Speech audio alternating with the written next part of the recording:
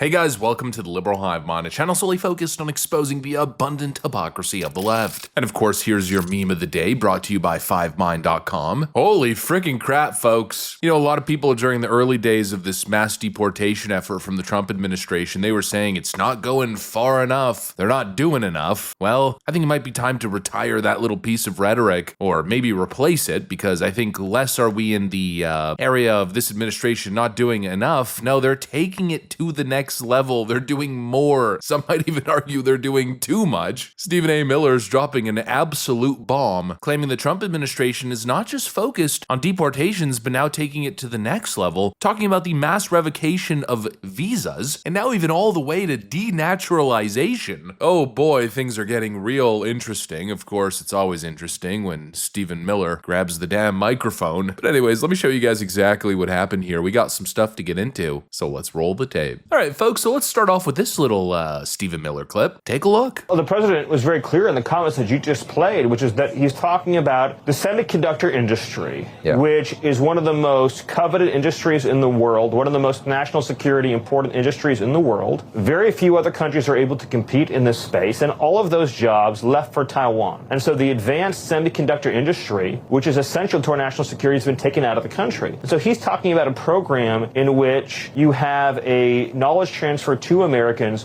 of how to do a very specific manufacturing process. That's completely separate and apart from the fact, as you mentioned, that President Trump, through 212F, has put a $100,000 fee on new H-1Bs. We're already seeing a dramatic change in the processing of these visas as a result of that. The Department of Labor has launched Project Firewall to fight illegal discrimination against Americans and illegal abuses of the H-1B program. You also have the highest standard of vetting that have ever been into place in new visas, including foreign student visas. The State Department has revoked tens of thousands of visas, and they're just getting started with tens of thousands of more. We have a new focus on denaturalizations. We have a new focus on cutting back on welfare tourism and welfare migration. And of course, you've seen, again, for the first time in over half a century, net negative migration to this country.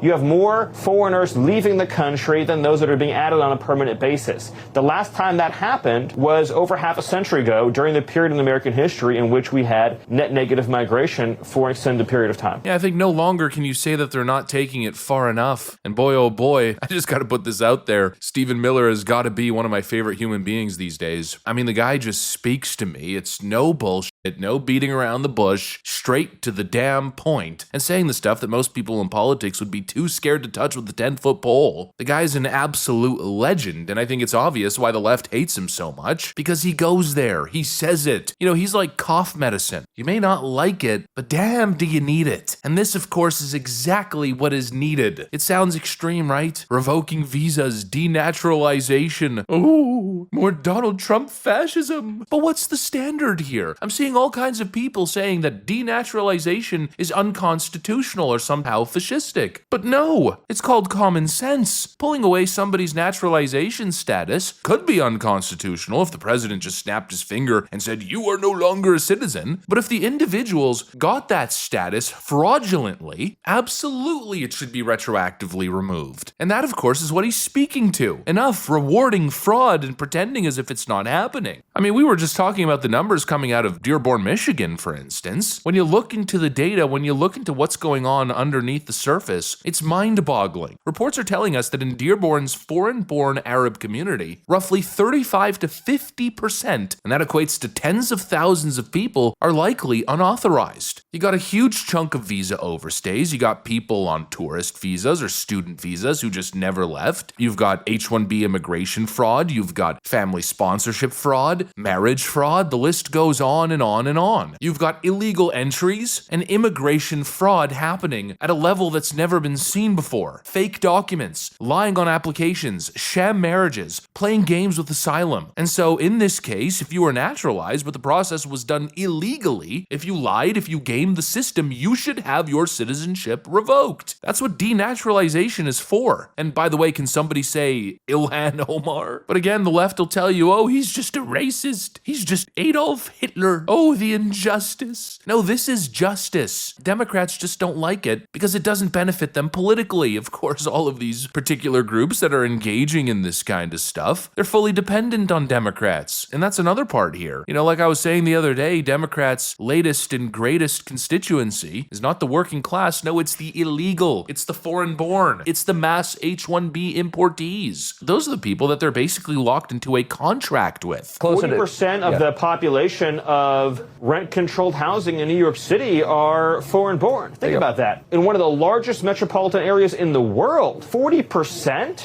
of rent-controlled properties are being lived in by people who weren't even born in the country. What kind of system is this? We bring in people from foreign countries, and then we pay to lower the cost of their housing, while people who were born here have to pay higher prices. So when President Trump is reducing net migration, that is what's going to ultimately, along with all these other steps, deregulation, historic tax cuts, going to bring down the cost of housing. There you freaking go. 40% of those living in New York City's rent-controlled homes are foreign-born. Meanwhile, Americans are priced out of the damn market. They're being pushed to the side so Democrats can import their new voter base. That's the reality. And they tell you, no, it's all about compassion. What about compassion for those who are ancestors of American citizens who fought in wars, paid taxes their whole lives, started families, and have legacy and cultural and traditional attachments to the nation? What about those people? No, those people be damned. The top priority of the state is the newcomers. It's just wrong. It's fundamentally wrong, especially at the level that it's happening. And that level, of course, is being exacerbated with all the fraud that's going on, with all the abuse of the system. It's just become unsustainable. And you know, there's all this anti-immigrant sentiment. Well, you created this, Democrats. At first, people didn't have issues with limited and very controlled levels of migration, but now, obviously, it's been taken too far. Obviously, this is about replacement. And when you have something that's gone too far, you have to pull back, and that is essentially exactly what Stephen Miller is saying. It's common sense. It's not racist. It's what has to happen. Enough of this phony compassion for the world's poor at the detriment of America's lower and middle class. And really, we know this isn't even about compassion. It's about endless economic growth for the big players, for the corporations who need to keep posting growth numbers. Yeah, well, the middle class is not growing, and that should be the focus of politicians. And that's where their lack of compassion shines. That and, you know, the fact that they're mass importing illegal gang members. We want to talk about how these determinations are often being made. We hear rhetoric about gang tattoos. Let's look at this gang tattoo here. 666 on the forehead of an illegal alien, Antonio Israel Lazo